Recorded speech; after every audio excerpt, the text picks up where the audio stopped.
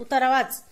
सामान्यने करवंद हे आपल्या राज्यात सगळीकडे आढळणारे एक काटेरी झुडूप आहे. उघडी माळराने आणि डोंगराळ भागात वाढणाऱ्या या झुडपाला चवदार फळे येतात. फळांचा रंग, आकार किंवा चवीवरून करवंदाला कडू करवंद, लिंबू करवंद, लेंडी करवंद, पांढऱ्या करवंद, किरी करवंद अशी नावे दिली जात आहेत. करवंद पिकल्यावर काळी होतात, पण किरी करवंदे मात्र पिकून गोडसर झाली तरी रंगाने हिरवीच राहतात.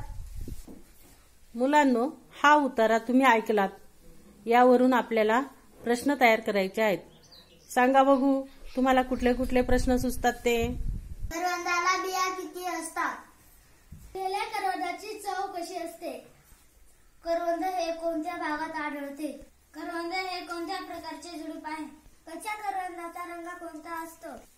पिकलेल्या करवंदाच्या आतून कोणता रंग असतो? चव कशी असते?